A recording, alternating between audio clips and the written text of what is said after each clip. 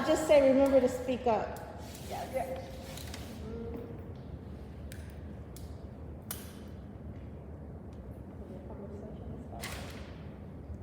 so anybody can just jump in with anything. Well, to answer your question, I came here when I was 5 with my grandparents. Over my mom.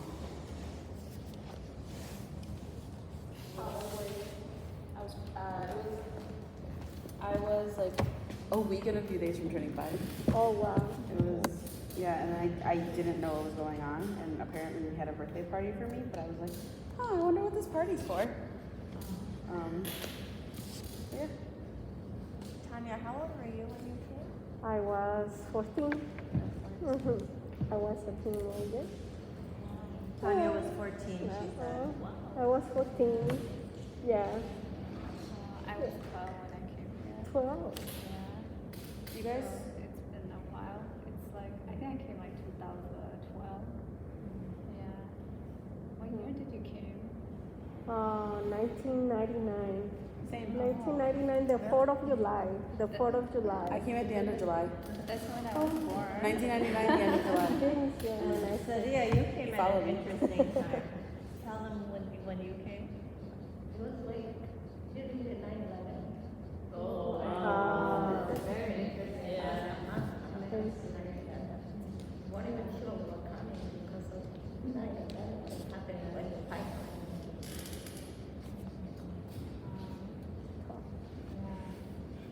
That's definitely history. That is kind of history. Yeah. the scary times. Very scary. Wait, were you 12 when you came? Almost same as Caramel, almost 50. Oh my God, so young. Wow. I came here when I was like super young, and therefore very easy to mold into and get used to different things. But for you guys who came as like closer to adults or as adults, how do you think that would, do you think it would have been easier in a way, but not easier, but Yeah, I understand. yeah. Okay, cool. I came 1998, April 1998. Oh, Yeah. a year before. A year before. Yeah. How old were you? I was 26. 26. I got married and my husband and I came like the next day. Oh. Honeymoon. Honeymoon. So my experience is different. I won the lottery.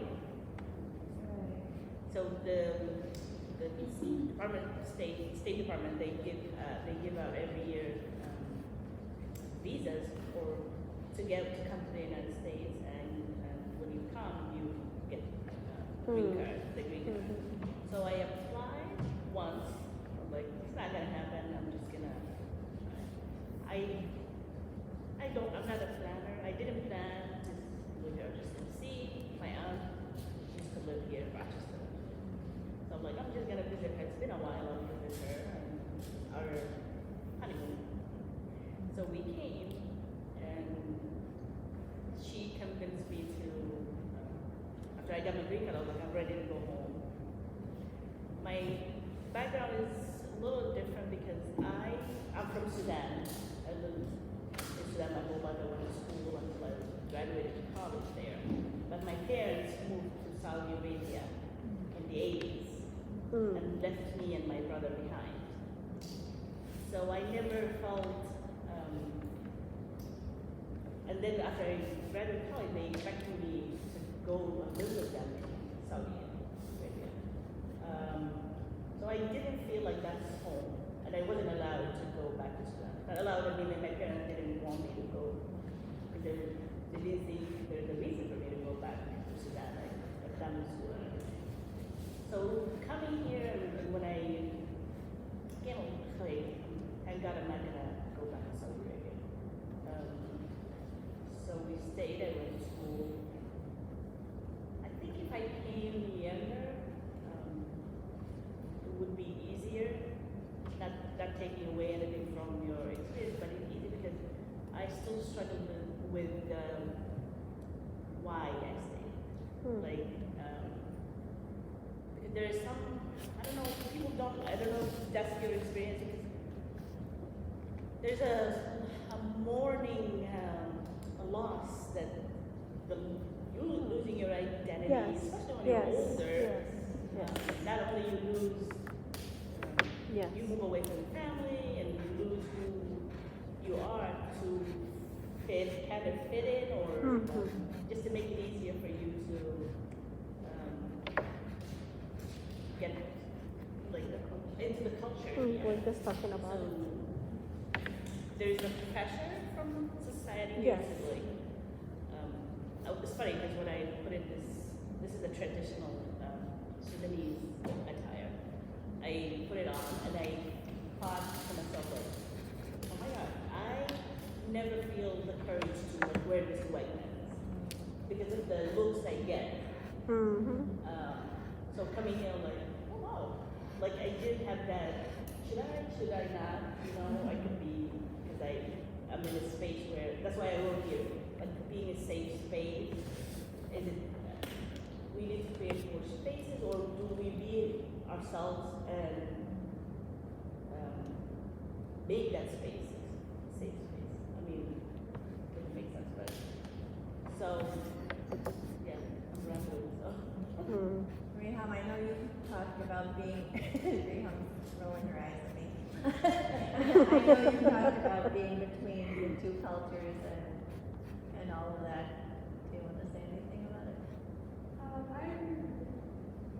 Coming here younger would be much easier. First of all, the language. You have to start from zero. You know, when you come here, you have to learn the language, do everything as in the U.S. and now like in your country. You know, it's a whole different thing. So you gotta start from zero. So if I came younger, I would have been better. That's what I think, you know. But I mean, I came in a good age where I still remember my language. I remember the culture. I remember everything. So then I had to like make them equal, you know, put them together because I can't just change my culture and leave it, you know. So I'm trying to fit in with both of them. Mm. Yeah. We were talking about it with her drawing. Your drawing that you drew your homeland and then America and then this bridge. And sometimes we were talking, I would feel like in between, right? Yeah, And I felt like I back was, and forth. yeah, I felt like I was in between two worlds because part of me, you know, wanted to embrace a new culture, but part of me is still embracing, you know, my own culture. And there's a lot of pressure that comes to that because, you know, being the new culture, because you know, you're still trying to understand yourself at the same time because, you know, I come fairly at a young age, and at that time I'm still trying to like understand myself and then also trying to help my family at the same time, and it comes with a lot of pressure because, you know, with being a young girl and then trying to, like it comes with a lot of pressure because of like all the things that you're facing, and so that's, I think that was something that I really faced. I felt like I have to be, I feel like I'm in between these two worlds where I have to help my family and also trying to embrace the new culture at the same time. Okay. There's a word for that. So I like even though I feel very young, I probably don't feel it to the same level or degree that everyone else feels it. But I've always felt like I'm not fully American and I'm not fully Mexican. So meeting the person that I am, I had to figure out what is it called when you don't feel like that. And what is it called? It's called being a third culture kid because Third culture kid, okay. you don't third culture kid. So you take, you take one culture and you take the other culture, and because you're straddling them or combining them or like joining them in some way, you kind of create your own Yes. new culture. Yes. Yeah. Like Yes. there's stuff that Yeah. you just that it helps with coping. But Right. yeah, like a lot of migrant kids do have that. A lot of because there's a shared experience, and that's part of what culture is having that shared experience with the community. I can actually kind of relate to that with other coming adoptees. You know, that wasn't a community I always had when I was younger, but as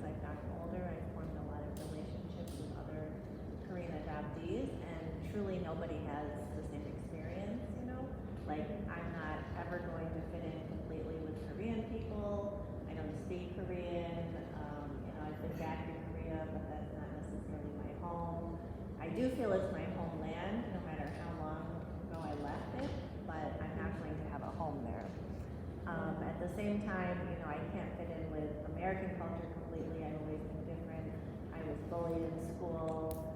We saw the Beyond Orientalism video. I think that's why I've always been drawn to communities of color, to people who are different religions, different backgrounds, different languages, because I was always different in some way, even though I spoke English and I've been here pretty much my whole life. So I think that having that third culture community when you are between two cultures is so important. And for me, it's almost the opposite of you, Kiara, and Reham. I'm trying to be bicultural. I'm trying to learn Korean at age 40, and I'm trying to learn more about the Korean culture because since I came when I was a baby, I didn't have the chance to be bicultural, and especially growing up in a white American family. So for me, I didn't have the same struggles that you guys had, trying to fit into both cultures at once. For me, it's more I was completely had a whitewashed experience, and now trying to reconnect to those parts of myself that were kind of. Was that a point in your life when you were growing up, and that you were thinking, oh, I'm white, and then you realized that you were not, when you're little? I never thought I was white. I always knew I was different. I would say to my mom, I want to look like you, and the best she could do was buy us matching bathing suits. I wanted blonde hair, I wanted blue eyes. Yeah. So I always felt like I was different. When I was a teenager, I connected with this Korean adoptee camp for the first time, and I met Korean women who were working there, and that was the first time I thought oh, Korean women can be beautiful, because my role models were always white Americans. So that was really powerful. But I think it depends. My sister, I have two Korean adopted sisters. One of them very much thought she was white when she was in elementary school, and they had the standardized test. She would actually check off Caucasian. She would tell her friends she was, white. So That's the way she grew up, right? I think being adopted is an interesting experience, and everyone kind of copes with it in their own way. And I think, I've in the Korean adoptee community and just transnational adoptee community, I've met people who are very in touch with identity issues, and some who just kind of, it's easier, I think, to just stick with what they were given, kind of, and not to go deeper. And one of the things that I work hard to do is to change the narrative about adoption, because I think there's so much saviorism and this, this idea that adoptees are lucky. They're being saved. And it's no one is listening to the adoptee voices of what it's like to grow up in a family that doesn't share your, doesn't look like you, doesn't understand your culture. And the trauma of being, no matter what age you are, the trauma of being separated from your family and your homeland.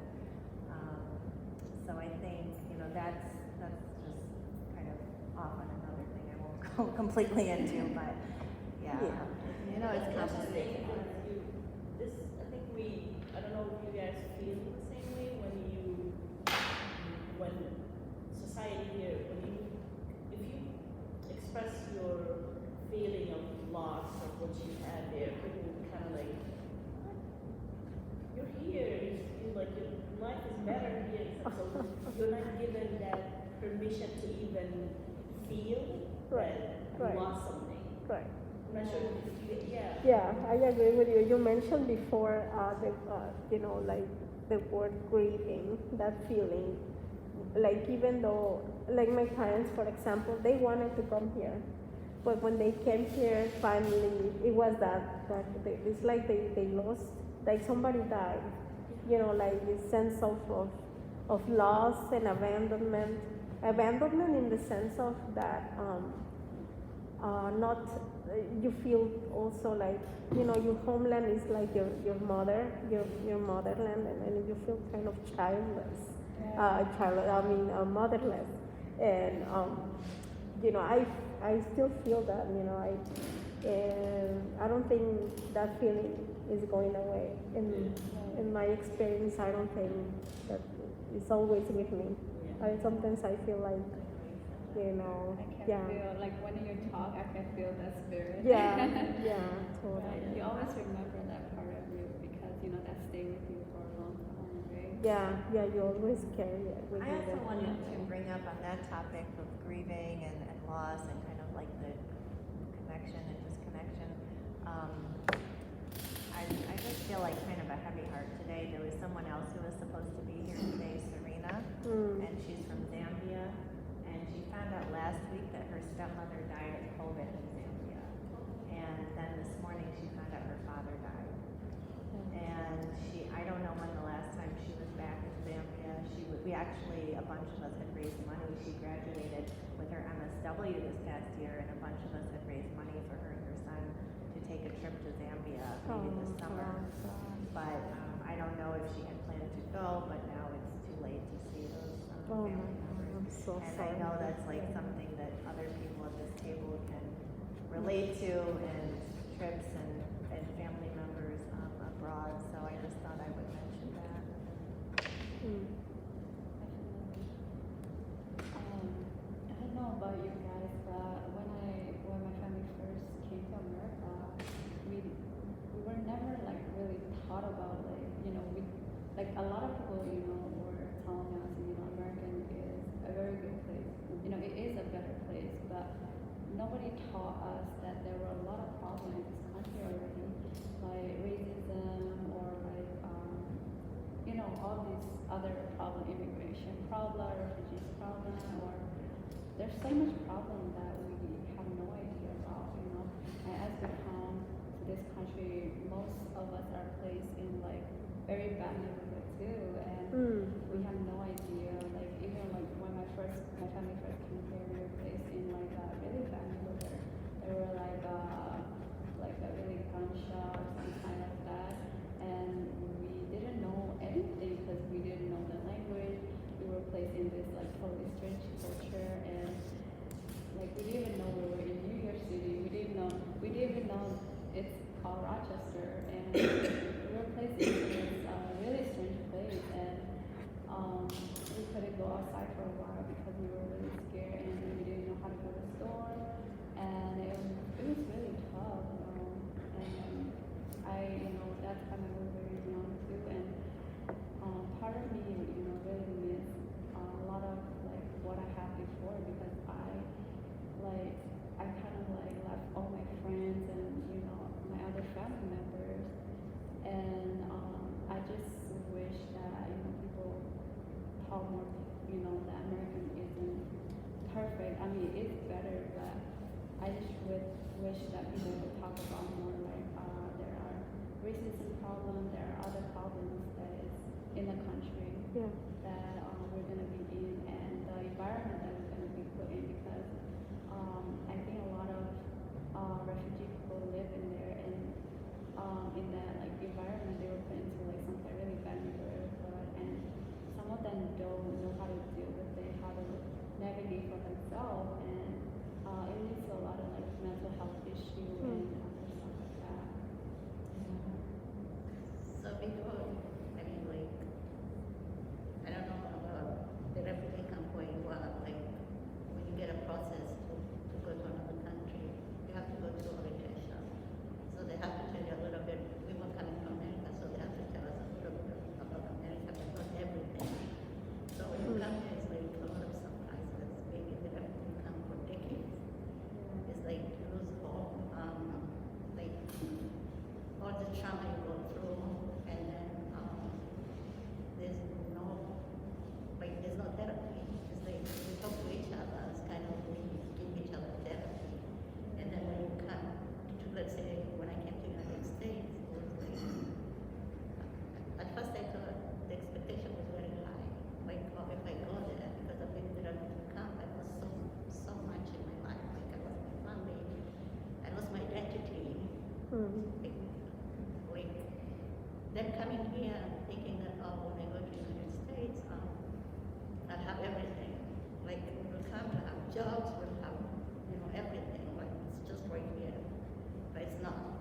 It's like when you come and you stay here for, I came through Catholic Family Center, so they help you with shelter to the ESS, food stamp, Medicare, and then they'll find you a job. But if you don't speak English, then it's hard to find a job.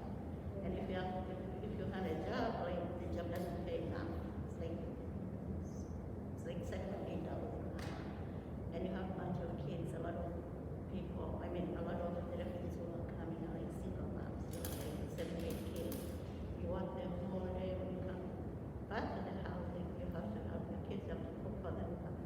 And then it's hard for them even to help their kids with homework and anything because of the language barrier. So it's like everything is challenging, and then you feel like like the trauma is kicking in again. So And how about the racism, the other oppression that you face? Like, I share like, you say this sort of jokingly, but it's true. Cindy always tells me, I have how many black stripes against I said I'm a woman of color, I'm a refugee, I'm a Muslim. Black woman, refugee, Muslim. And I've been like, Sadia and I work together. Sadia is one of the founders of Refugees Helping Refugees, and we do case management together. We go on home visits and we do all these things. And we'll be at a doctor's appointment, and the people, they'll assume like Sadia's the patient, and that she doesn't speak English. And even when we're with another client who is the patient, and we had a client from Eritrea once, and we took her to the doctor together, and the medical people were so dense, they kept asking, they thought Sadia was also a patient, and then they kept asking me, you can't translate for them? And I'm like, no, I don't speak Somali or Tigrinya, and it was just a terrible experience, but and then Sadia and I, we also like to go out to lunch a lot. I've taken her to Show and Place in Pittsburgh, and we're walking through the village, and Sadia's like, there's not a lot of people that look like me here. I mean, you always have like a humorous kind of attitude about it, which I so appreciate, but it's real, there's all these, the way that people are perceived in America. I still feel the same way. I remember going to my doctor's office, and then you have to go to the window. I'm like, I have an appointment. She's like, I'm like, just open the window, you can't hear me. And she's looking at me, and like, I have an appointment at 2 o'clock. And she's like, what? I can't hear you. I'm like, well, I know you can hear me. I have an appointment. The sign of it kind of. Yeah. At the same time, I think, as you were saying earlier, Cameron, like with the film Beyond Orientalism, I think being Asian is like the unique experience too, because we are seen as the model minority, and the model minority was created by white people to basically pit communities of color against each other and to make black people look bad. And I honestly have just been learning more about this like in the past year with everything going on with the COVID and all of that, and realizing how much of like Asian American history has been erased or whitewashed, and just It's crazy. Like, so related back to how I was talking about before, how when I was in here, I didn't know anything about all this racism going on. And I went to school, and many people, I was basically like, oh, you're Asian, and you're supposed to be smart and math, or whatever it is. And I don't know. I felt like I faced a lot of culture shock, like I didn't know this was gonna be like that. Like I didn't know I was gonna face this, different stereotype like that. And then I feel like most of the time, like they made black people like seems like in certain ways too. Like I see a lot of like different treatment. Like even in my class, um, like I was treated like more better than like other like for example like I'm not trying to say like in a bad way, but like I was treated different from like this other student who is like brown color or like something like that. And at first I was very confused, because I didn't see anybody differently. When I first came here, I was just going to school and I had all these different friends, and I started to see a lot of like injustice. And as I learned the history in my class, I started to understand a lot of there was just so much thing that was going on. I thought there was so much unfairness, and especially like during my high school year, there were a lot of things that happened, and I had this one African American friend, and she was even afraid to just walk around and going home, and it was like really bad time. I think I don't remember exactly the year was it, and then I even went in and protest because no one should live in fear, just walking around their neighborhood or fear of being attacked, like that. Like no one should live like that, and then after a couple of years, then Asian American thing happened like recently, and then I was walking around my campus and I heard a story of like some Asian American student got attacked or something like that, and even like the grandmother, and it was just really sad to me how like there's just so much thing that everything just started with like the stereotype or like the whitewash, how you were talking about how they make a certain story, and now that people point in a certain person, and I feel like they want us to blame each other and stuff like that. And I'm actually kind of like thankful that there's been this escalation of like the anti-Asian hate this past year, because I feel like people are finally speaking out more. I think that like Asian American communities, like a lot of other immigrant communities too, you're always kind of learn to like be silent and not make waves, just to survive. Like I know when Cynthia and I have clients that have been like, had some unjust experience, and people will be like, do they want to like sue? And it's like, no, they don't want to sue. They never want to get involved with like any problems. They just want to survive. And I see that in the Asian American communities too. Like I think we're taught to kind of gaslight ourselves. Like it's not that bad. It's not like what Black people are going through. We're not being killed all the time by the police. But there's still this constant racism and constant microaggressions. And I've had in the past year, I've heard friends say like they're afraid to go out alone in public. They are yelled at down the street like "F you, coronavirus." I've had one friend, people saying disgusting stuff like, "Are your private parts as small as your eyes?" Just like and really disgusting. and a lot of this is just so normalized in our experience. I think that it's like you just learn to like look the other way and be like, "Oh, that's annoying." Yeah, well, Pam, it's I was when you're telling me this, I remember our trip with Sevilla, and to you and your DC. mom to DC, and I was just thinking how we have learned how to kind of like put it on the side. This constant microaggressions and not so microaggressions, just open aggressions, and I just felt glad that I went with you guys. But when I travel, by myself with my husband, I'm always scared to go to places where you won't see people of color, you won't see minorities whatsoever, and I'm always scared.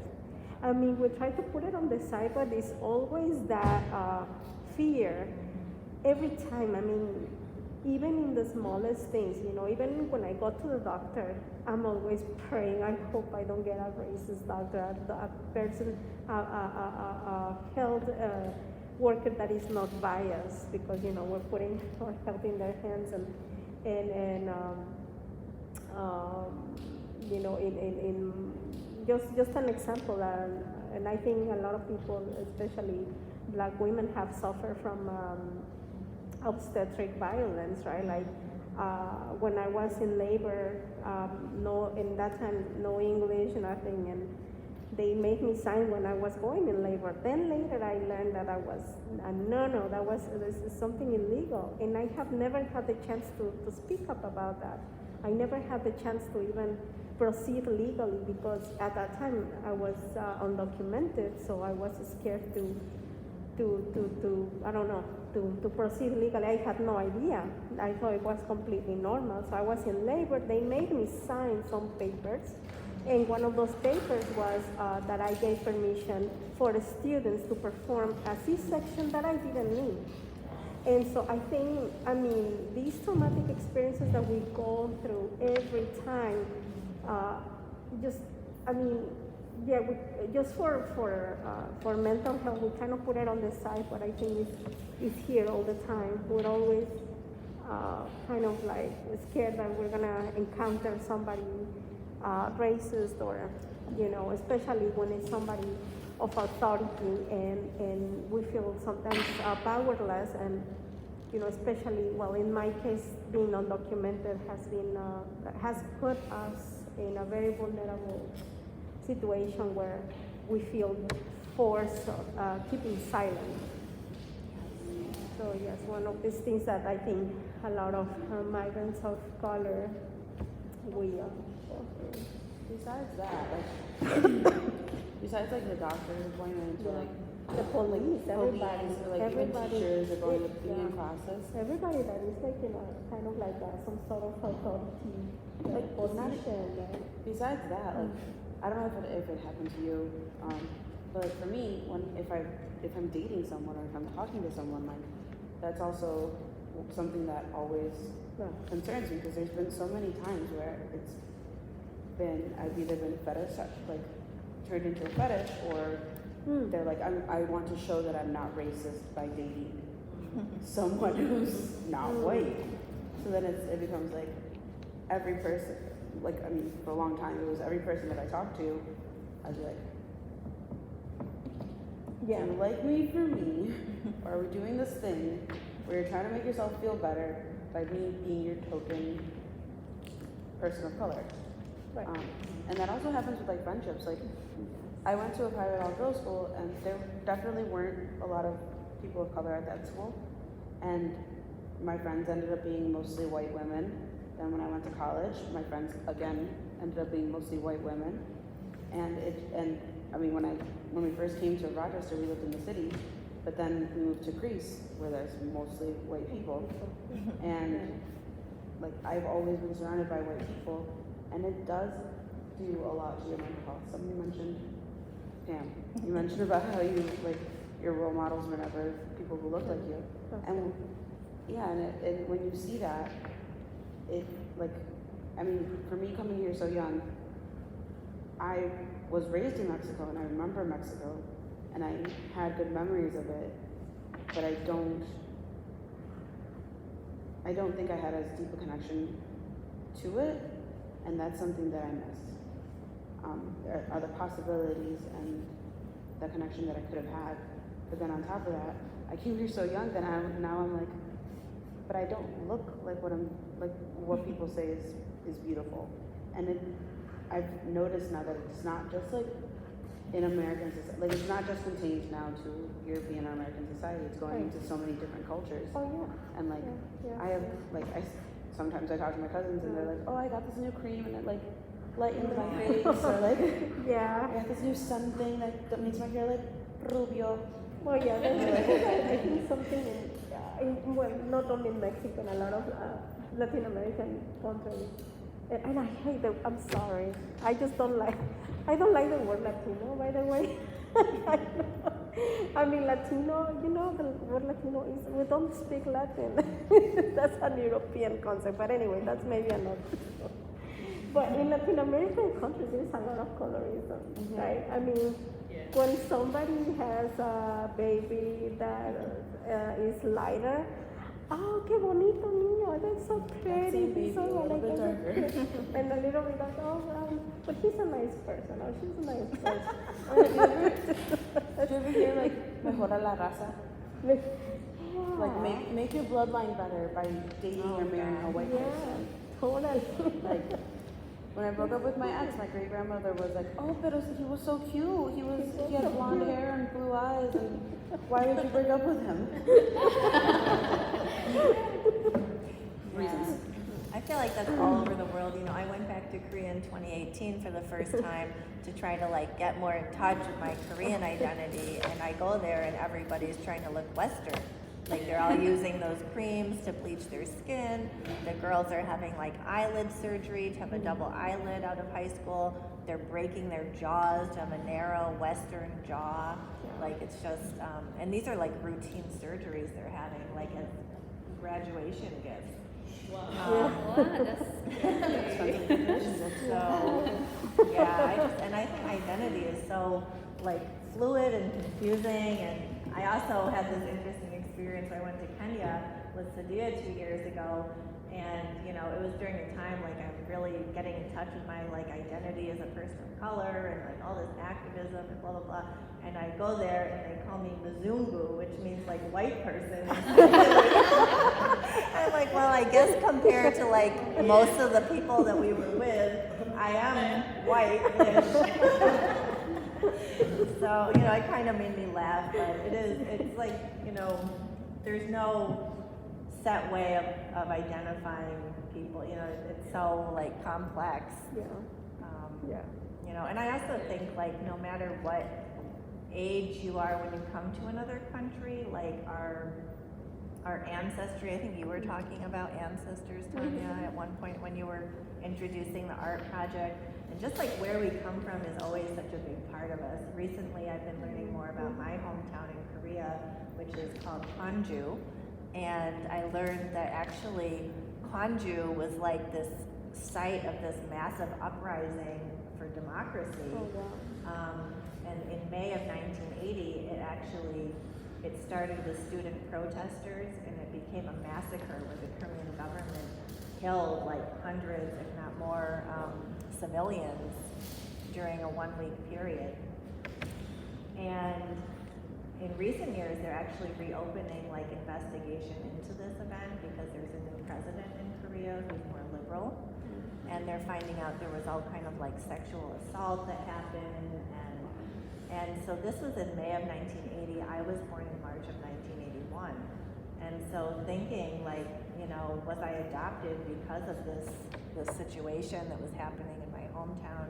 And like, who were my parents? What were their lives? You know, was my mother one of these student protesters? Because she was, according to my paper, she was 20 years old when I was born.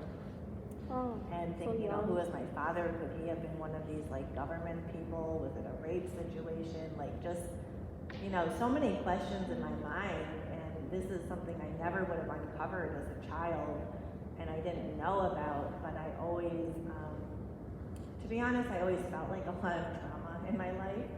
And I think some of it was things that happened later, but I think it was kind of also this innate feeling of like trauma, you know, and now I'm aware of like generational trauma and all of that, and like what was my mother going through during her pregnancy and knowing she was going to give her baby away probably, or having it taken away.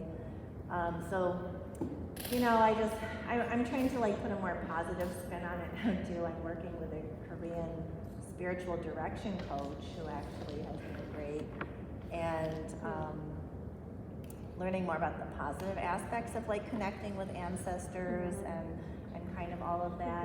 Yeah, I think, you know, that connection when you start finding, or when you start reconnecting with your land, with your ancestors, with your people, that's something very therapeutic. I mean, it can heal a lot of that generational trauma. I mean, at least in my case, it's been the case that reconnecting with my culture, with my traditions, it's I think part of my healing process. And I think for migrants and refugees and immigrants, like generational trauma is such a reality, you know, like what our parents have gone through and our grandparents have gone through.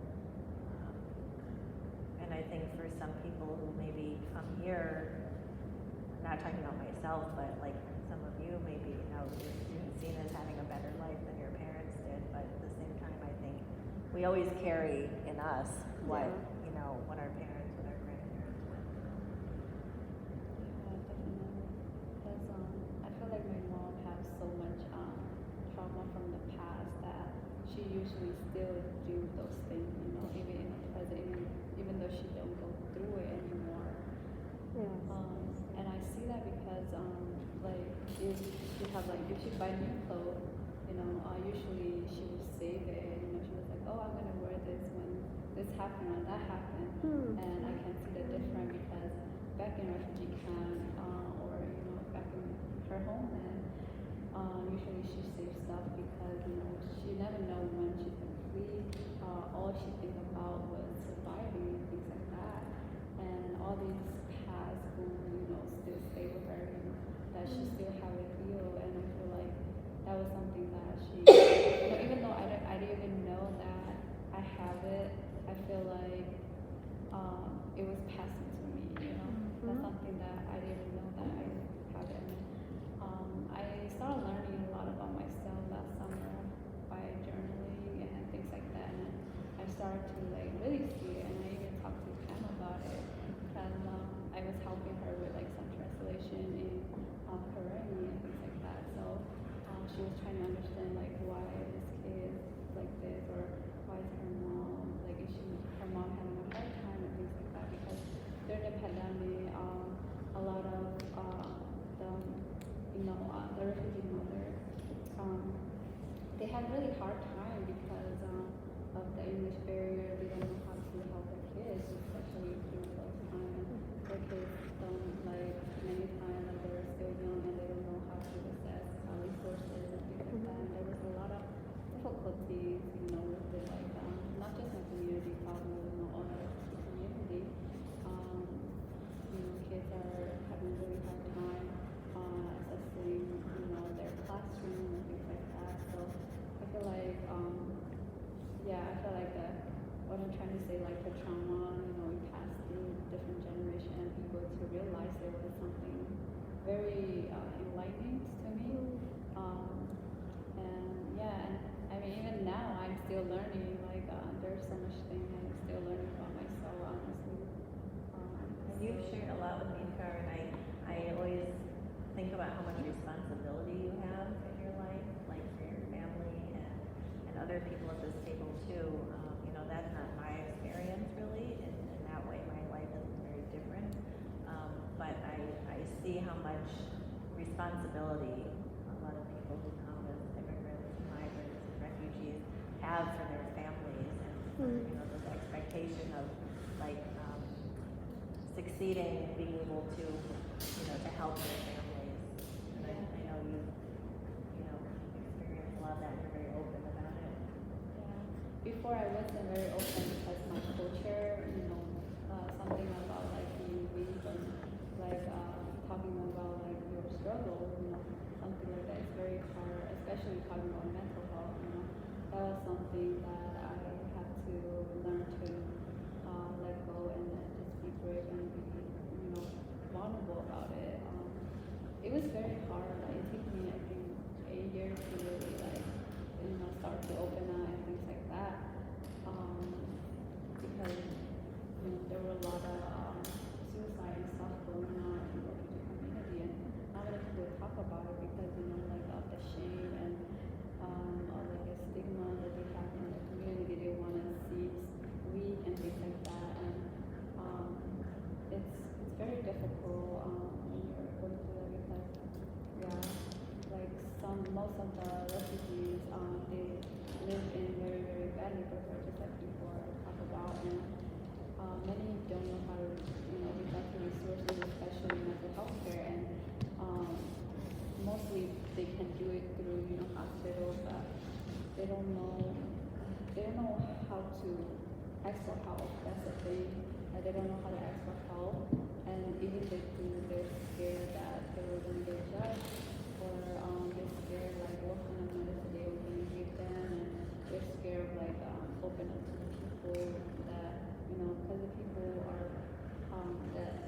if they can trust them or something like that. Many of the refugees I speak to, they're, they know that there are certain ways to help themselves, but they didn't know how to access that. Mm-hmm. And yeah, it's really difficult. So this summer I've been doing research on refugee mental health, and yeah, and it's still in process. It's very good. Yeah. I think one thing is, all of the challenges, the vulnerabilities and struggles that we all have, can also become our strengths. Like everybody here is a leader in the community, and I think it's through, whether it's through having a mental health group for refugees or art or advocacy or, whatever it is. But, I think without the vulnerabilities, that's what propels us to want to help other people.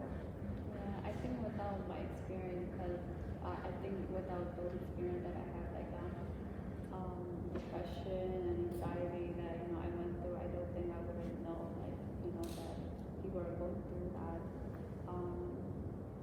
When I first had depression, it was really hard for me to speak out because my family didn't understand me, and I didn't even understand myself, because none of it role model to me, talking openly and be vulnerable about the things that I went through. And I had to figure my way out to, to get help and to really push myself out there and speak out about it. It was the most difficult thing ever. Yeah. But I was able to, I took the courage and was able to talk to the doctor, and that's how I was able to recover. When you're in that depression mode, it's really hard to see the light where, because when you're in that mode, you think that you're never going to recover. I don't know if anyone goes through mental health, but, it's really, really hard. Mm-hmm. And that's why I want to be able to, help people, because when you go through it, it's very, very hard and you feel very alone. Mm-hmm. Did you feel like they had this conversation? First of all, thank you for sharing. This, because I'm hearing, because I have a 20-year-old daughter, a 60-year-old, and I didn't know for a long time because in our culture, talking about mental health is not something that you're comfortable doing. And yes, you can go to school and have all these degrees, but you still, I never expressing an emotion how you feel, and especially about your mental health is not something we felt empowered to do. But raising two daughters, and it took me a long time to understand that how I was projecting my own trauma on them. I wanted to hold on to my identity, and I wanted them to embrace our culture, and my anxiety was through the roof because every sign of them embracing other cultures, it was like, oh my, I'm going to lose them because you hear all these stories. So I was that controlling helicopter mom who never allowed sleepovers or all of that. Yeah. So, but when my daughter, my firstborn, went to college and she came back and she shared with me how she felt she couldn't cope because she was like, it was all of a sudden she was let out in this life that she never experienced. She had parents who were very protective, sheltered her. So I was glad. I'm so proud of how she sought help and she talked about it, and she helped me actually understand my own mental health and how my anxiety and the trauma I went through. Like, it doesn't have to be, my experience is different. I didn't live in a refugee camp, but I still went through trauma, and I didn't even had the chance to acknowledge that or recognize that in myself until I was told by my daughter that. So and one thing that she mentioned that she felt she didn't want to burden us. Yeah, Tough, that's how I yes. feel. Yeah. Yeah. So when you talked about it, it took me back to that conversation with her, because I would think that you feel like you don't feel, because you see your parents how much they go through, and then you don't want to add to that. Yeah. I don't want to like make them worry about me and stuff like that. So Yeah. I feel like most of the time I have to keep inside and not let it out. Even like when I talk to Pam, I was like, oh, you should talk to your mom. So you see like she might be also going through the same thing like that. But I don't know, like if I was still very scared, like if she don't understand me or if I'm making it even harder for her.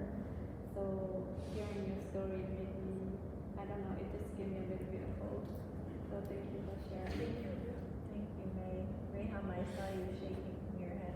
No, I'm really It's very cold. I'm shaking. Very, Yeah. very Yeah, chilly it's in kind here. of chilly, yeah. Yeah, I'm cold-blooded, so I get cold very fast. Yeah. I'm like shaky as I talk. Every culture kind of has a stigma against mental health. Yeah. It was like my family went through this thing in 2013 with La Casa. My parents had opened a restaurant, they trusted somebody, and all of this stuff happened. And then the person took advantage of the fact that they were immigrants, that they didn't have documentation. And after that happened, my mom especially, I think, felt more depressed and like more at fault, but also like I felt depressed. Like I already knew that I had mental health issues, and I had already tried to talk about it, but it was that whole stigma of like stop being lazy, that you won't have mental health issues. But like that's the first time that we as a family kind of went to therapy together, and a lot of stuff besides what had just immediately happened kind of also came up. Like I have a younger brother, he's 11. His experience growing up here is much, much different than mine. My parents were also very, very protective of me when I was growing up. Part of that, I think, because of the role that women are given in Mexico and the way that they're treated and the way that my mom was treated. So I think that had a lot to do with it. So for me, like I never went and spent time. My parents weren't the American parents. They did not know any of like the things that American parents should know to do, like let your kids go to sleepovers, or you don't bring soup as a gift to a 5-year-old's birthday party. Like it was stuff like that. Sounds like it's like a movie. And like that's the thing, like the things that they'd only ever known Mexican culture and like what living in Mexico and being a parent in Mexico was like. So coming to America, they had no idea about that. And there was also the language barrier.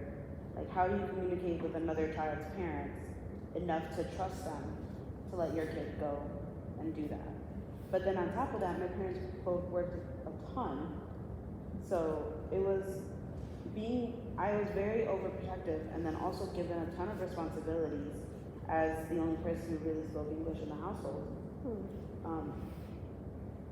And even though we weren't in a situation, or like we weren't in a place where we were fleeing anything, there was still that necessity of having to leave Mexico and coming to the United States and having that additional necessity of needing to rely on a 5-year-old or like a 6-year-old or a child in order to be able to do the most basic things. And that does stuff to parents too. Like everyone is so focused on what role they should be playing, like not playing, but like as a child you're supposed to be able to do this, this, and this, or as a parent you're supposed to be able to provide and protect. And when you can't fulfill those expectations or those roles, that definitely doesn't do anything positive for your mental health. Yeah, I see a lot of children translating for their parents at a very young age and all these things, and it's a huge responsibility. I mean, you start doing this and still get away. Yeah, and the job that I have now, like that's still very much the reality, and I know no parent wants to be like, oh yeah, say this for me. Like, Yeah, a it's heavy on parent- them. Yeah, it's heavy on them, and then I think it causes like, it does cause that overprotectiveness because your lives are so intertwined with each other, and there's so much fear. Like, right, like with my brother, my mom speaks much better English now than she did when I was younger.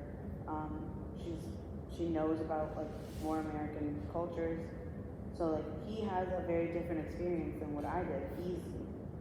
No one's relying on him to do anything. In fact, he's doing what any kid should do and relying on us to like take him places and like do stuff and sign him up for things. But part of that, I know for a fact that if he had been the first child born here, he probably would have had the same experience as me. So I'm glad that he doesn't, but I'm also a little salty that, that I didn't get to be spoiled like that. It's fine, it's whatever. It's a huge, I don't know, it's very overwhelming for a child to grow up as migrant and, in my case, and I think it's also undocumented, or I don't even like that word because that's a label I prefer saying without a person without document. But anyways, I think it's very heavy because I don't know, you feel embarrassed of being a migrant. Oh yeah. When you're, especially as a teenager, you're so self-aware, and you see everybody going to field trips, and you see everybody applying for jobs, you see everybody applying for university, college, and you can't because you don't have documents and you don't speak English well and all these things. So in my case, it was very hard to grow up here in America. It was very hard. I was embarrassed. I think my mental health was very undermined in those days. I got depression, anxiety. I got all these also psychosomatic problems. Just your whole health. It's because you're living fear all the time. That's not normal. It's not normal. It shouldn't be like that. Like a child should not live in fear. It's not normal. That's not how it's supposed to be. And you're scared to go out, you're scared to get deported, you're scared to be labeled, you're scared to be looked at weird, oh, that person doesn't speak English, that person has an accent, that person looks different. I don't know, somebody's gonna call ICE and say this person looks undocumented, and yeah, it looks undocumented, right? You're scared all the time, I couldn't go to field trips with my friends, right? I couldn't apply, they were like, oh, let's go and to this trip, or let's apply for this thing, or let's join these many opportunities that I was scared to be asked for my social security, or for, my identity.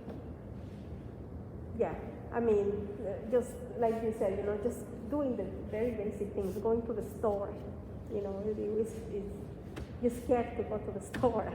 Or even if I was born in Texas, but my parents didn't have papers.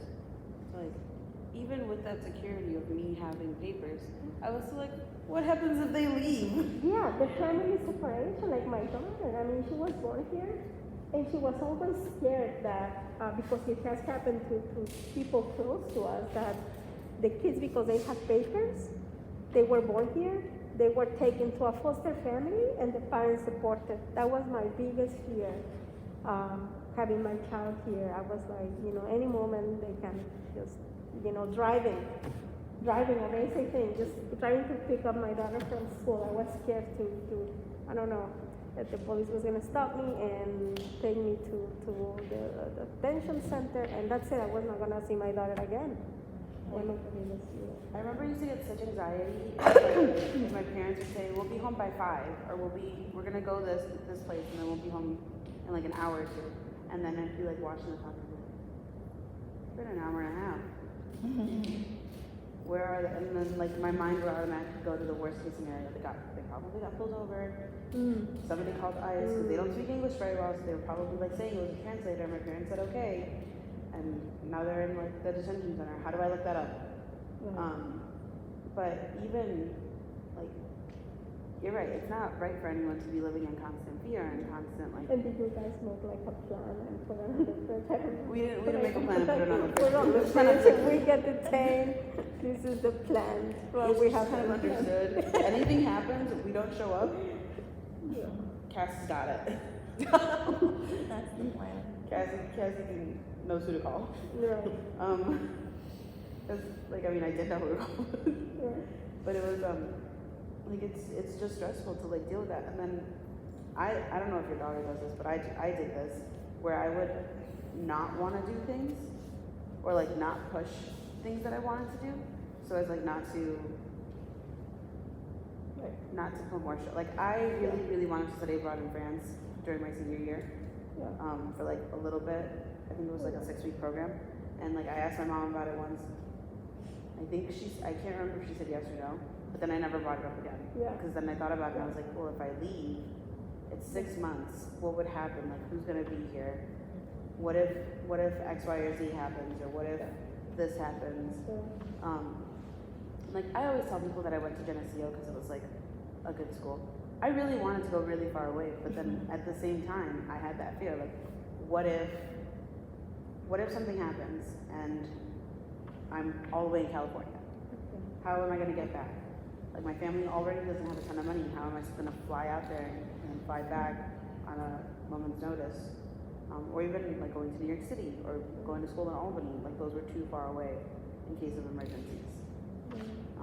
So like, I feel like you compromise a lot of Yeah. yourself Yeah.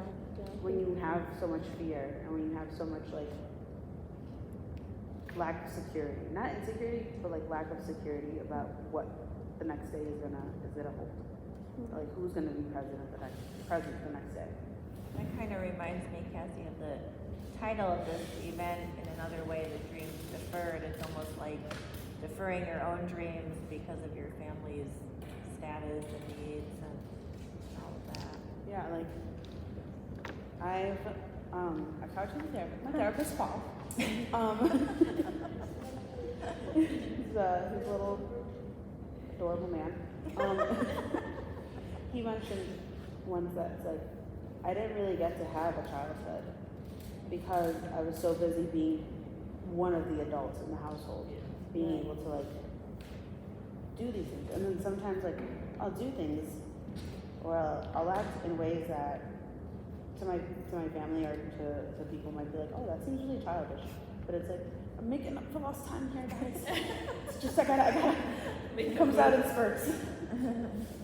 But it is, you kind of, I remember telling myself like all the time, like when my parents have their documents, I'm gonna do X, Y, and Z. Or when my parents have their papers, I'm gonna travel a year, or I'm gonna take a year off, or I don't have to worry about it anymore, so I'm gonna do everything that I wanted to do. And with immigration, you don't know if it's gonna be today, tomorrow, or in 10 years. I think my dad's been going through immigration proceedings for at least 7 years at this point. And like, nothing's new.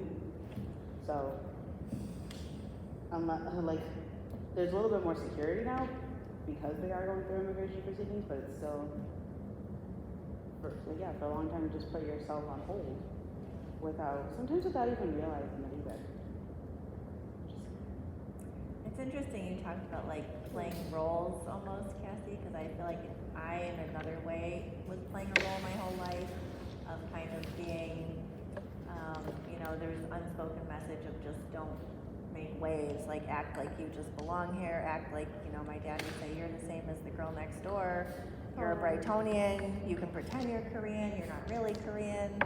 And it was like this messaging all the time of just act like you're what we want you to be, And I don't even think it was what they wanted me to be, it was like what they thought society would accept, And when I was adopted in the 80s, the message was assimilation. So it was like, there was no emphasis on like keeping your child connected to their roots or learning the language or going to that country.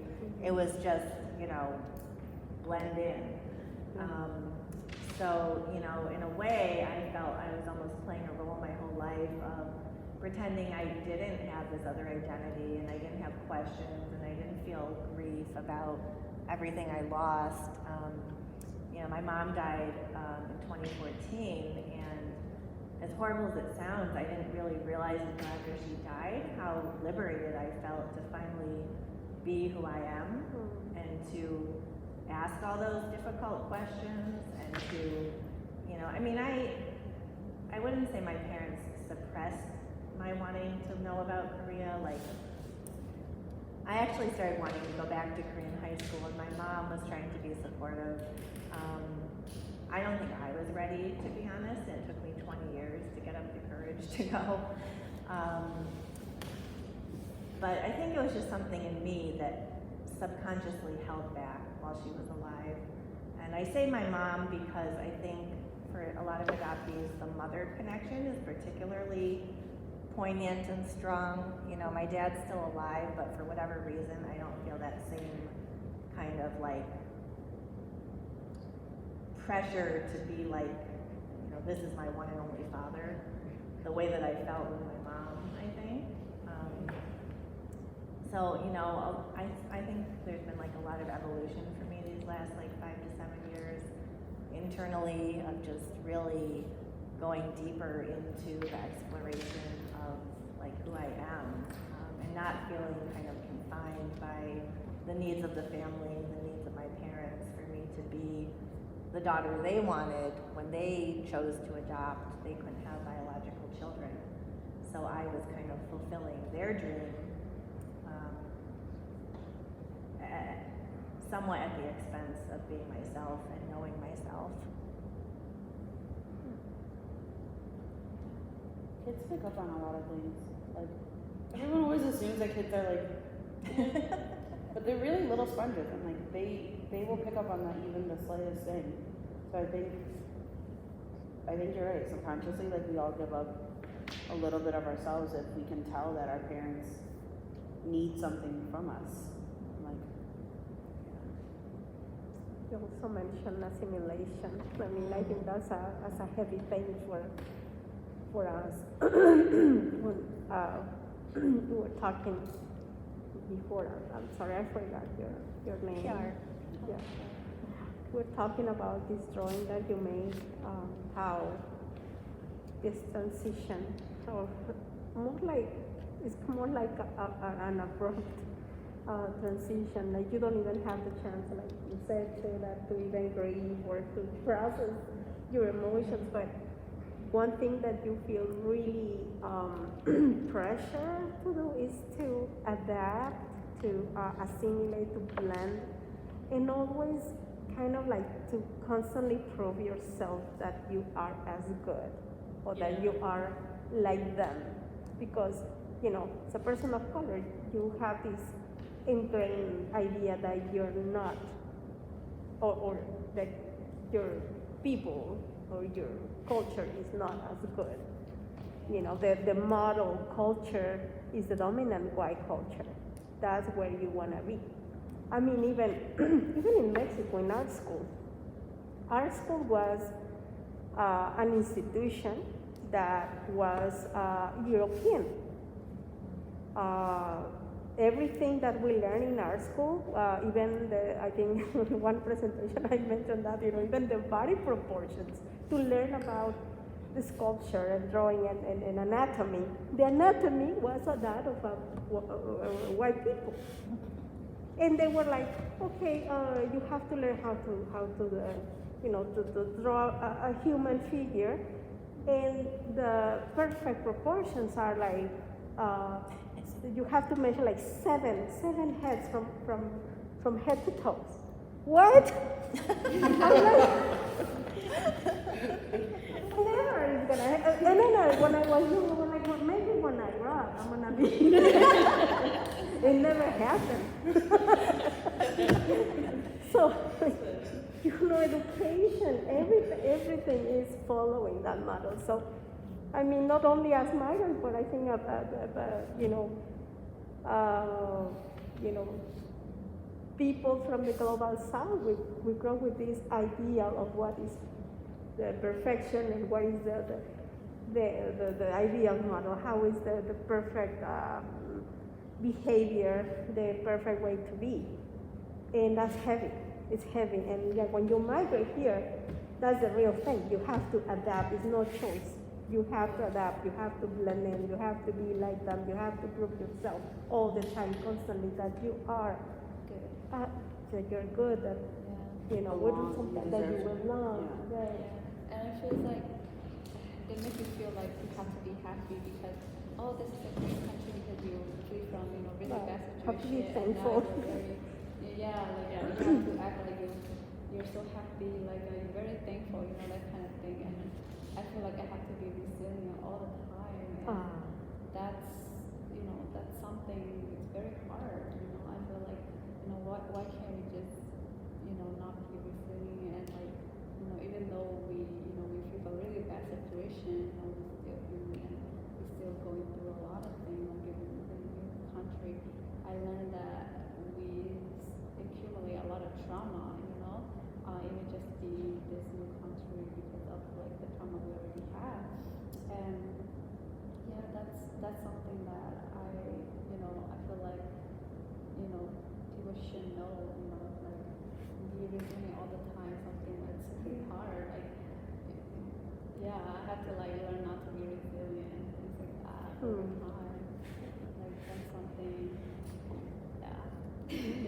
You're always asked to put on like a brave face. You're Yeah. always performing like, oh, you're happy, and even like when you go out with your friends, and sometimes like if you not feeling well that day, you feel like you have to put on that like I'm happy, like because you don't feel they wouldn't understand, or you don't want to sound like you're not grateful to be. Yeah, that's something. Yeah. I'm grateful. That was that- something. Yeah. It's always like you have to perform. Like, Yeah. It's like when you're sharing your story, I feel like you have to be like, I'm really, grateful. I mean, I am, but like, it's. but it's still very hard. Like what? Yeah. Feel What like you I have said, to- Pierre, reminded me, I saw like a meme on Facebook once or something, and it was like, Yeah. you know. It's like toxic I'm- positivity, right? Isn't No, it? not that one. There's a lot of A them. different meme. Like something like, people are always telling me I'm strong. Like, I'm tired of being told I'm strong. I want Yeah. to have a life where I don't have to be strong. Yeah. Like, Yeah, that that- more or less. Right. Right. And also like the toxic positivity, I think I was thinking about that and I was like, wow, I can relate so much because like you've been like getting supported from like, wow, you're so strong, you did all this and that's great, that's great, but like sometimes you just want to be okay with not being strong all the time, be okay with being vulnerable and be weak, yeah, so. And I think like it takes courage to kind of not be happy all the time. I mean, I've come to a point in my life where I'm pretty outspoken, like in saying things are not okay. But I meet like younger adoptees who it's so difficult for them just to say like, I just want my parents to know like I'm not happy all the time, or like sometimes some things are difficult. And I'm like, wow, it's so Liberating. hard for them just to be able to say that little, Right. because of that grateful narrative, like you have to be grateful and you have to be happy and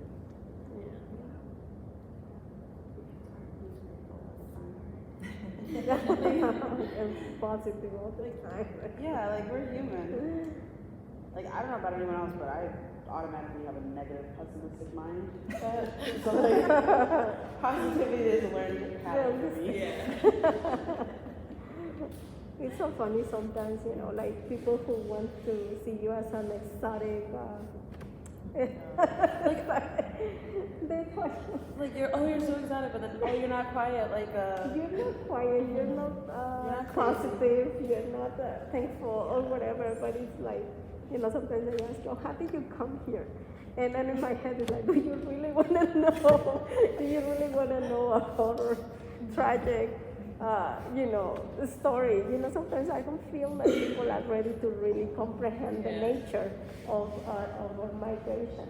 Yeah, definitely. Then sometimes they romanticize it, and They think it's like such a different thing. I don't know about if anyone else like gets upset when you're asked where you're from. I always say, But you know, they don't put it from, like, they say, where are you from? From I'm from Manchester.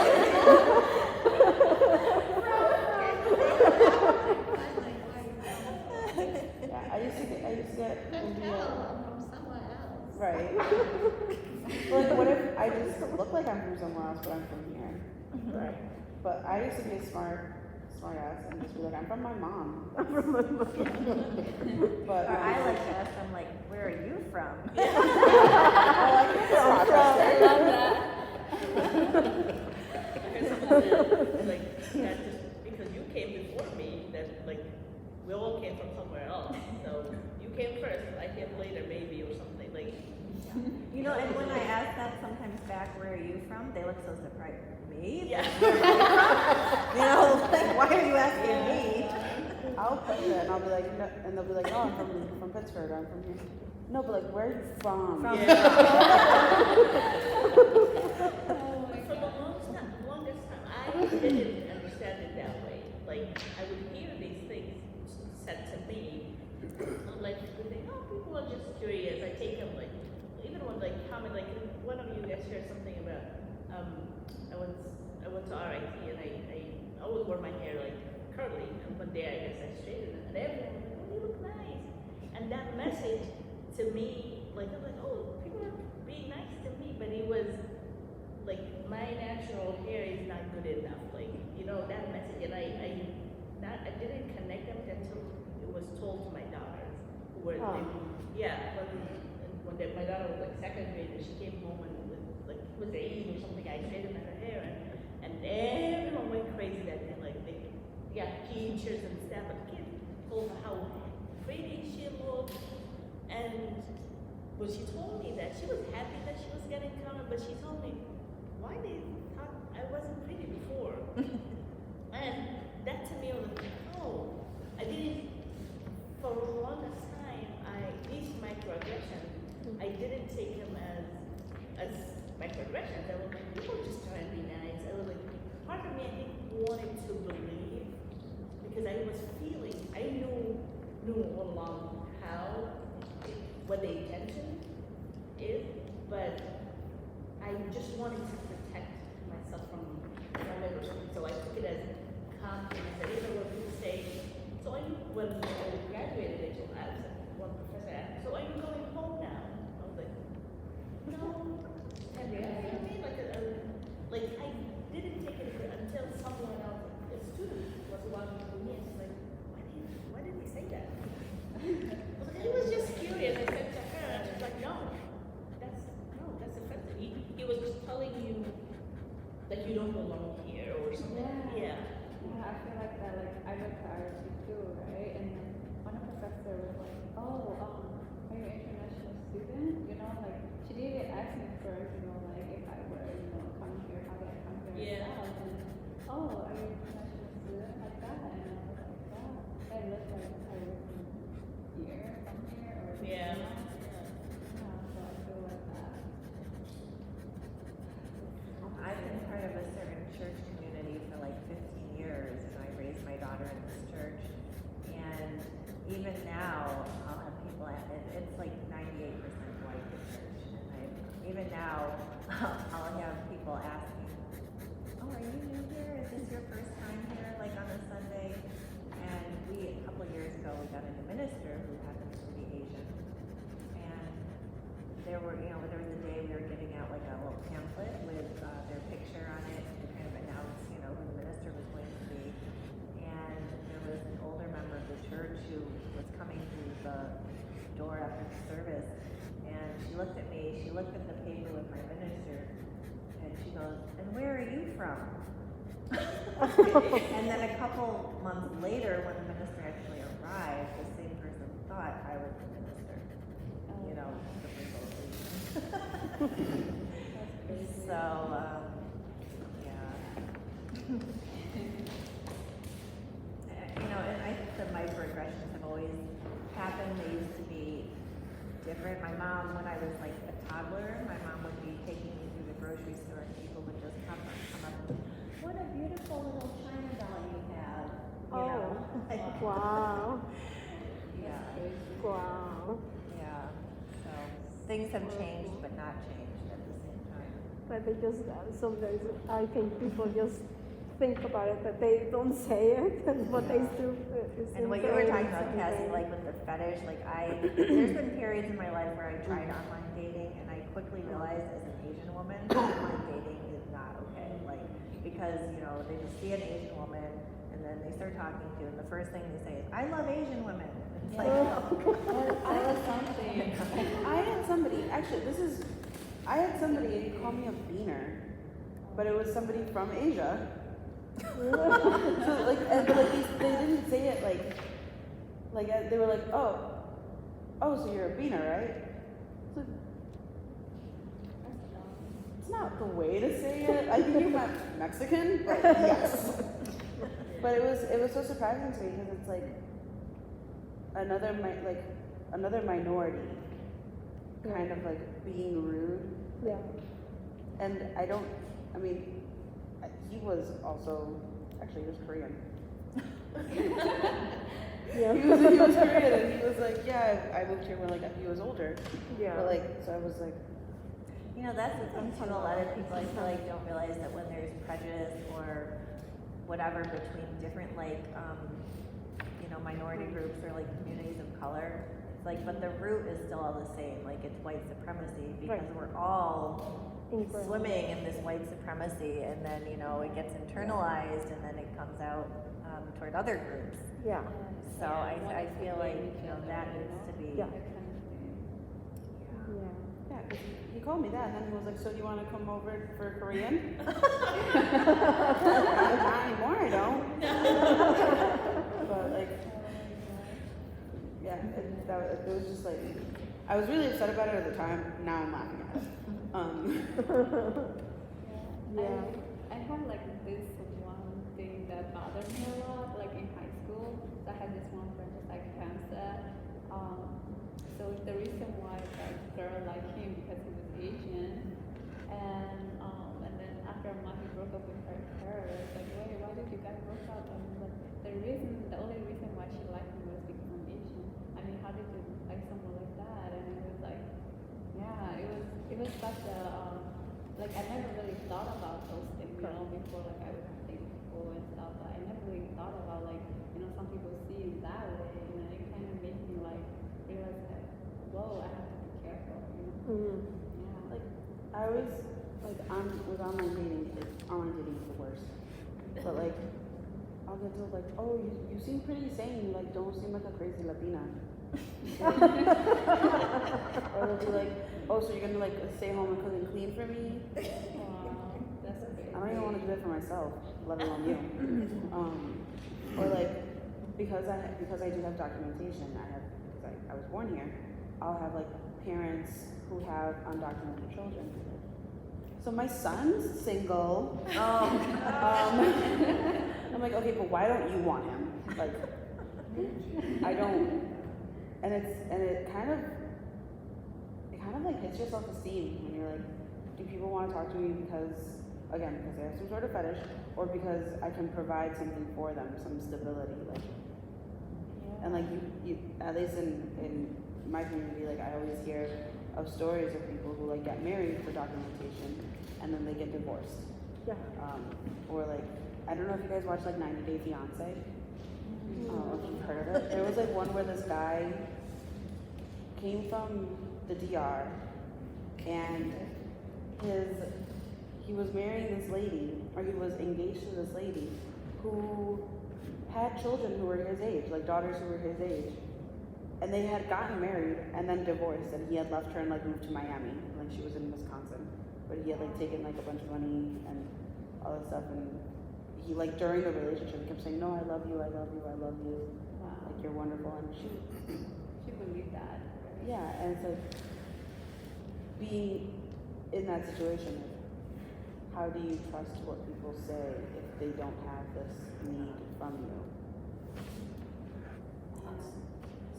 Another like particularly kind of gross aspect of the fetish thing that I've experienced as an Asian person is like older white men who have served in like the Vietnam or Korean War.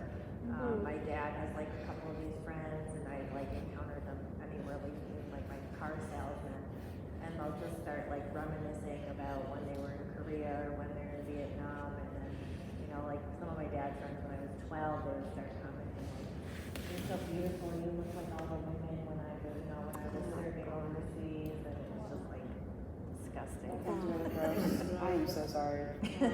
That sounds really, Yeah. like, it's bad enough that men do it to women in general, but like to then put, or like to young girls, I mean, for them to like put race and ethnicity and identity into that as like make it an even bigger thing. Yeah. Like they don't like people who you are, like you know, Or like, personality yeah. and stuff, or like just your skin, or you know. Or like you don't have a personality besides Like like, you're just like this interchangeable object with any other like Yeah, like an object. person who looks like you remotely. it's not exactly like the self-esteem boost you need. No. Definitely not. Does anyone else who's been quieter have anything they want to add? Or no pressure, just making space for you. Yeah, I think this has been a really rich discussion though. And like with all of our different identities, there's so many differences in our experience, but also like so much overlap.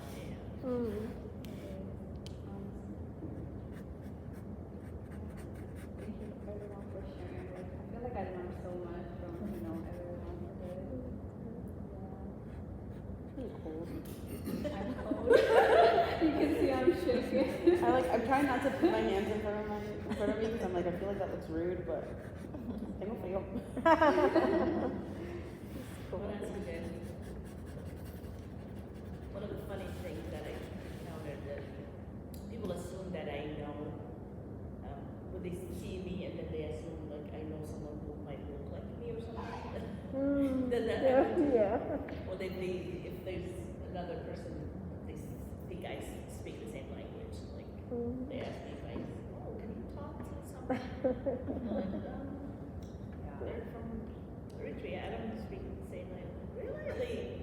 Not like you can be ignorant and you don't know, and because you don't know. Like, but when the shock of their faces, like when I tell them, no, or they think I'm from India, and then they're shocked when I tell them, no, I'm not Indian. Really? Yeah, different. It's weird the way people like have associations in their mind. Like Yeah. sometimes when people find out I'm like adopted from Korea, they'll be like, "Oh, my brother's neighbor's cousin adopted a child from China." I'm like, that's great, you know? They do that all the time. Yeah. My ethnicity changes apparently based on people. I've been Italian, Middle Eastern, Indian. Like, they don't even wait to find out. They're just like, oh, you're from. I'm like, sure. Yeah. Better than our gym. Yeah, they also think that Mexican go with tacos. Like, oh, you're Mexican. I know this taco place. I Okay, know. but like, are they like real tacos or are we talking about Taco Bell here? Taco Bell. Or like, I know this taco place. Taco Bell. like, I remember like we would make food and people would be like, oh, this isn't Mexican food. Like, it definitely is. It's just not like, Yeah. I'm sorry that it doesn't look like whatever, Del Taco or whatever place that you've been going to. I think they forget how big these like It's other very countries bad. are. 10 plus Vietnamese. I mean, we're, very, vast. We're pretty ethnicity. diverse We're group. very diverse. I mean, there are also migrants from other places. I mean, in my case, I come from Lebanese ancestry as well. And, I also get these things that, because I see me with the Gigi, they're like, okay, assuming Middle Eastern. Yeah. Like the only Middle Eastern is they're Muslim. Muslims are everywhere. No one can be Muslim and wear hijab if they're not Middle East, Yeah. So the questions I got in my high school, you take that out when you shower? Wait, did you? I look at him like, what? What do you expect? What do you expect? Like, what? It's so dumb. Or are you able to curse? Oh my god. Yeah, literally, I'm human. What are you talking about? It's like, it's weird stuff. Sometimes people, I feel like, are trying, they're like, if I ask a question, no matter how stupid it is, it shows that I'm like trying to learn. But sometimes they're just like, they're not the right questions to ask. Like, you can Google if somebody took their hijab off in the shower. I think sometimes they really, I mean, they really need Sometimes to you think they're just trying to be funny. Right, yeah, they just try to, I don't know. Like when you hear, it's like when you hear the same dad joke over and over again. It's- You're like, Right. this is the most annoying thing in the world. And I think that's the thing with microaggressions. Like I was talking to a friend once, and she was like, "Oh, they probably just didn't hire you because whatever." I was like, "Wait, but I've gone to 17 different interviews, and now I changed my name from Layla to Cassandra, and I got an interview." Right. Something Yeah. that's not. I want to hear what you're saying, Nancy. They have like, I listen to you like open No, I was telling Mary what she's talk about the hijab. This is a while ago. I was working at St. John's nursing home. So I wanted to go downstairs and get upstairs for one of my residents. And then this woman was in the elevator and she's like, "Oh, you think you're gonna go to heaven because you have this wrap on your head?" I'm like, "What?" I didn't say anything. I'm like, "Let me just act professional and like walk away." Yeah. I don't want to get fired. Yeah. Well, that's what we have to do. Parents make you wear it. My daughter asked this question. Parents making you? I'm like, no, my mom doesn't even wear it, so my choice. Yeah, you know, people think that women are being forced to wear hijab. Like, no, it's not hijab. You have millions of Muslims out there that don't even put hijab on.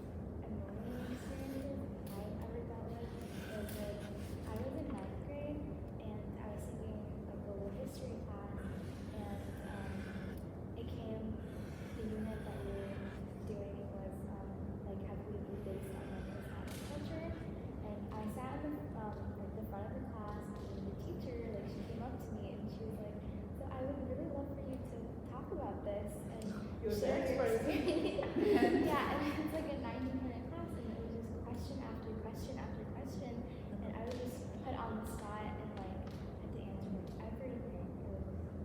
And I know there was another Muslim in the class. There was a Muslim boy in the class. I don't know why she asked me everything, Yeah. but that was just so annoying. Thank you, Joe. It was easier for the Muslim boy to hide the fact that he's Muslim. Yeah. That reminds me of like how, you know, immigrants and women of color like so often are asked to be kind of the spokesperson for their whole group. You know. It's funny. Not funny like haha, but just like an observation. I like, and where I work now, like I work with or I go out into the communities of migrant farmers and stuff. And a lot of times, it's the women who are like pushing things to get done. And like the men will be like, "Oh, I've worked 15 days without rest." I'm like, "But it's fine." And their wives will be like, "No, it's not. Go talk to the employer. Go do this." Like, I'm like, "No, está bien, está bien." but it's like women, I don't know if we just like, no, I know what it is. We just don't want to deal with it anymore. Like, we don't want to put up with it. So a lot of times I feel like we're just more, we've always had to work twice as hard as anyone else, regardless of just based on our gender, and then put in our other strikes against us, like if we're migrants, if we're first generation, if we're third culture, if we're Asian, Black, Muslim, if we have any disabilities, if we're not straight, and then we have to fight even more. I also think of how like we're connected with like, you know, like in the example you gave, like the wife knows like the impact on the children or the impact on the community of these kinds of things happening, you know, where you're not just thinking about your own individual life, but women are so connected like to other women, to their children, to their parents, you know, there's so many layers of connection in a woman's life. For sure. Definitely. We're like the loci. Sorry, I was just saying we're the loci of our family. We're the center. Yeah, like it's just so sad to me because like where I came from, I am one of many ethnic groups called Korean in Myanmar, and you guys already know the recent thing that's going on, the coup, and you know all this crazy thing, and I see so many women stand up, like they will like stand up and they will speak up about it, and even like in the face of, you know, they don't know if they're gonna get shot or they don't know if they're gonna get killed or arrested. Even like my aunt too, like I was trying to connect with her, and there was just no way because the government shut down the internet and everything, and every time we connect, we couldn't talk for like 1 minute and it would just drop, and it was a very scary time. And despite that, she would like literally go and stand up and then speak out about anything that she could, so that you know the history wouldn't repeat again. So I feel like women are like very brave, you know, like not only like they take care of the family, but they are like the, you know, have to be like the spokesperson for their like children and also, you know, husband, things like that. That makes me think of Kiara, you know, like a few years ago I realized like my first experience of being an advocate was becoming a mother. Because, you know, you learn to be an advocate for your child, you'll do anything. You know, you don't care what you have to face. And I know not every woman has children. It's not to say that you have to have children to be a woman or anything like that, but for the women who do have children, I think that's such a powerful experience that prepares you to stand up against anything, you know, for your child, and then you can transfer that onto other situations when you see people who need help and need an advocate. Yeah, and especially like for refugee and immigrant women, you know, when they have children here, like they don't, mostly, you know, they're very poor, right? They don't have a childcare, and they have to take care of their children, and they have to support them, and even when they don't speak English, they still trying to do as much as they can to support their children. You know, that's very hard for you. Like that's very, very hard. Like I see my mother, you know, doing a lot of that, and that's why I grew to learn, you know, that being like women do a lot of things, even though some people just think, you know, oh, they watch children, that's it, they don't, sometimes they don't work. Like, you know, watching children is a lot of work, you know, feed them, cook, and that's like a big job, you know. And yeah, so I feel like women are very strong. Yes, they are. Yeah, we are. It's both ways. Like, I know I came with my boys, my two boys, who were going to the refugee camp, and when I brought them here, they were 5 and 6. So while they were growing up, adapting to this too, you know, to the culture, and me wanting them just to be my, you know, not to change the culture, just to be, like having that culture with them was very challenging. It's like, it's not easy. So it's not only the daycare, even raising children in this country, coming from another country, is very, very challenging. And the other, you guys were talking about having this like refugee and migrant children have a lot of role, like helping their parents, like interpreting for them, reading papers for them, doing all the things. It's both ways. So it's really challenging for the parents too, because the children are taking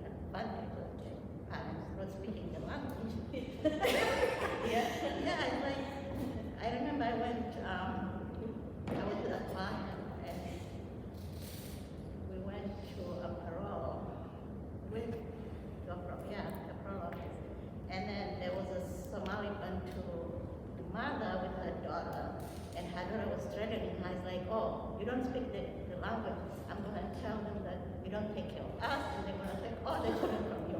I'm like sitting there like, no, you're not going to do that. Why are you saying this? Because I'm like, I'll help you. Your mother, because you're speaking the language. So it's like the kids are taking advantage of us who's parents who don't speak the language. It's like you can't tell them, oh, I want to go out. Why are you coming home late? Oh, I'll come home late because you can't do anything. I can call child protection because you don't speak the language. So challenging. I think that, that connects with what Cassie was talking about earlier with the feeling parents have when they can't protect their children or they can't provide for them, but also when they can't enforce any kind of limits because, Yeah, and then the teachers can call the house because the parent doesn't speak English. The same time they pick up the phone. It's like, hello, your friend with your mom. I definitely do that. Can you read the message? And it's your message. We had a situation at work with the family that PR helped translate with. I kept trying to contact the mother. The kid kept answering and hanging up on me. Yeah, and then they'll not even pass the message to the mom. So, it's both ways. This brings to the importance of having advocates from the community. Like you said, you want to go mental health, but I'm really glad that pursuing that because when you're from the outside, you don't get the ins and out of this, the nuance of what's the situation, and you could hurt actually more than help. I remember when I went to a conference and it was about teaching English language learners, and this woman came. I don't forget. She's from Boston. One of the areas in Boston with a lot of refugees, and she was the presentation's title was how to deal with parents and from different cultures. So she was supposed to be teaching and educating this group of people about how to interact with immigrant and refugee parents when you have your kids. And I was like looking down at her slide, and then she said, when you have a Muslim family, I would encourage you to talk to the dad, because the father is usually the one who's in charge of the children's education.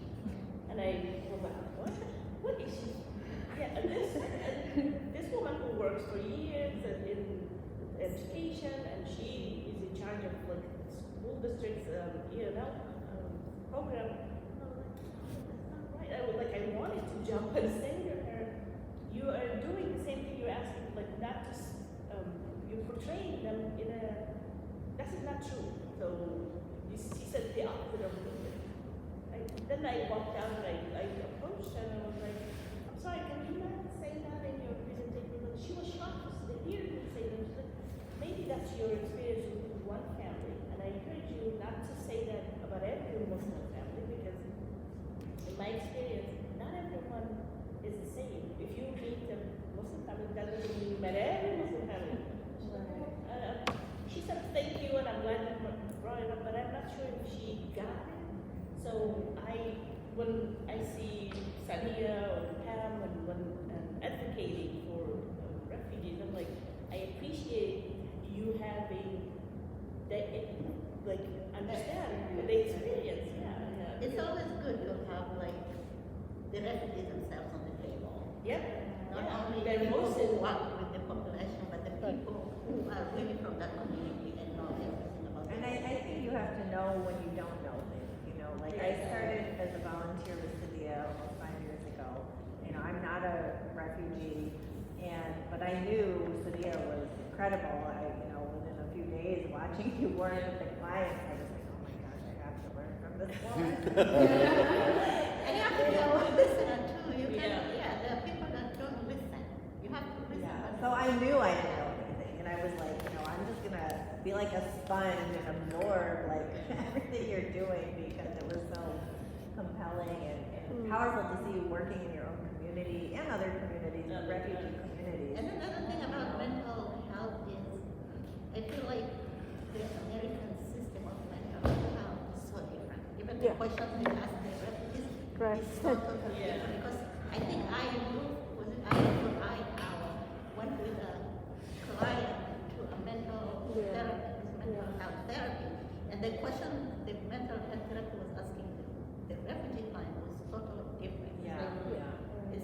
that even the refugee cannot even open up and tell Right. all Yeah. the problems. And like over the years, I've Yeah. learned how often refugee clients will talk about physical symptoms instead. You know, I have headache, Yeah, instead of back pain, mental, I have, yeah. but that wasn't something I knew right when I started. You know, and I like you were saying, May, I think it's so important to have people that have that experience. Like we're going through, as you know, right now, our HR, we're going through a hiring process, and we had some interviews. We had a white man who has so much experience. I mean, like perfect experience for this position. And then we had a woman of color who's a refugee. And, you know, we were open to both, but she said one thing that all three of us who were on the interview caught. She said, I remember being a kid, taking the bus with my parents, them going to ESO class, and them trying to get citizenship. And it's like, when you hear that, you just know that person can relate to our population. You know? Yeah, that's like very important to like the engagement. That's like very important, like very powerful. I think. Yeah, important to have this space. I remember I connected with Pam about something and about a group of parents about refugees, and she mentioned to me, I'm not a refugee, so I don't feel like I should be at that table. And that's powerful because you understand me, and I'm not a refugee, so every time I'm supposed to be representing every refugee and immigrant. But I gave me like, you know, I can say no, and I guess there's someone else out there who are very capable of speaking on behalf of themselves and others. So it's not, we don't come in the same, from the same background, and don't assume if I speak the language or I come from the same or but I'm from not original from here, that I understand Sadia's experience or Dania's journey. So it's important. Like this table and this forum is very good, and I hope that this continues and more of it come. Like we need more spaces. And I'm realizing this as I get older that I need to be in spaces where I feel I raise other women, especially refugees and immigrant women, raise their voices and make them heard. And it doesn't matter if you want to share one thing or just being there. It's important you have people at the table to talk about issues that pertain to them, that have someone else who's very have that experience. And it's not the same.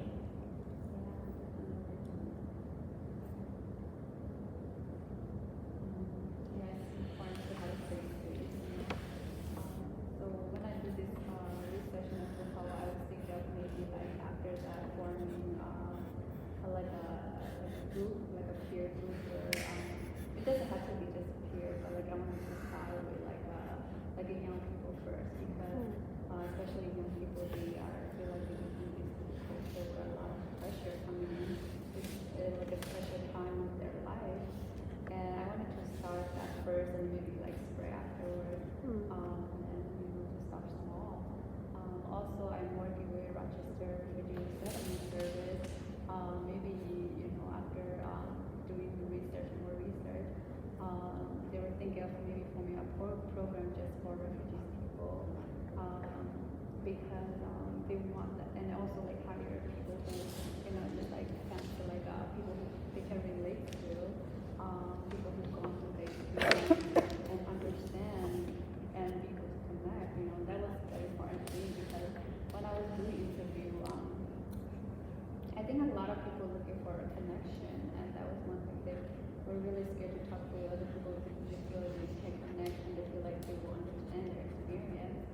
And so yeah, so I was thinking maybe like if we could get a grant, maybe we can maybe for a program just for like sharing or something like that. You know? But that's all in the future. But that's a plan for now. That's nice. I have to take a moment to brag about Caramel though. We met, what year did you do the film festival? I forgot. It was a long time ago. Several years ago. Carol was one of the finalists for the teen film festival. very I think I nice. met her too. Yeah, that was beautiful. Her documentary was about Thailand refugee camp called Long Way Home. Oh, Carol congratulations. started this group for mental health for refugees, and we went to DC. last spring, and you spoke at a rally on behalf of the Karani people. Yeah, current people and just like the Myanmar population as a whole. Yeah. Yeah. So thank you. I'm always good at telling my story. I could brag about all the things. That's very nice. Thank you so much, Pam. Pam's a wonderful person. Honestly, I think everybody can tell from here. She is, definitely. Yeah. They're all wonderful. I'm glad to have this perspective of you, because we don't get at a certain age, we don't like hear from your experience as children of immigrants and refugees. Conference. I think it's 6 or 7 years ago. At that time, we were on South Harvard and we brought all you from the refugee community so they could speak their mind and their experiences. And everything was really interesting. And I'm thinking what Rachel said in the beginning too, like how often are the voices of, women of color, immigrants of color, like centered.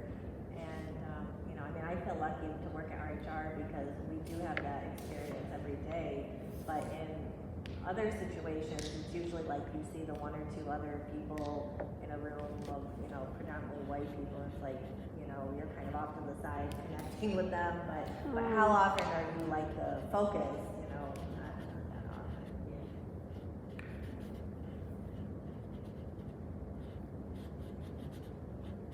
I'm admiring your artwork.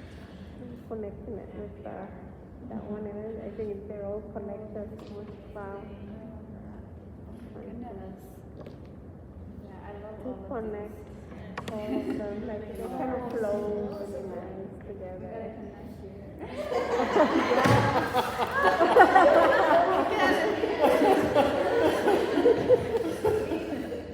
Where's my island?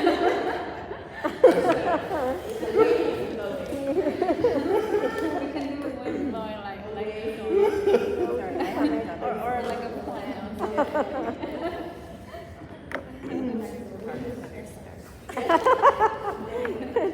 No, I'm just kidding. Yeah, how about- I think someone mentioned that they want to put it up on the wall, so if you want to put it up on the wall, then everybody can take a picture of it, all of them.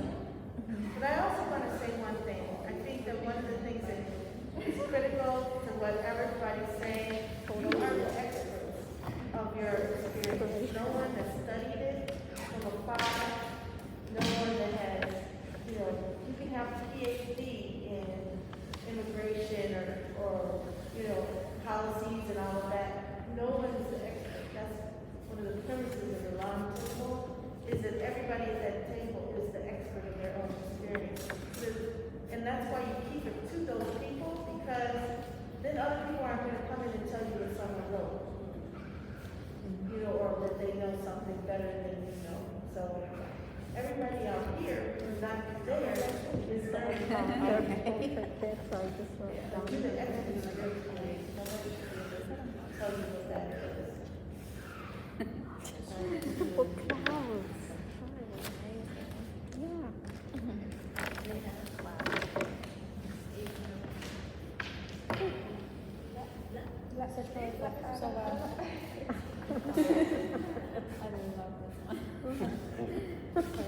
Yeah, I love it too. I love the branches and what it says. I just Oh, You're such an artist. oh no, not really. I wasn't. Are you guys still drawing? Do you want more time? But if you want to put it up, I want to. I just started mine. Okay. I'm a little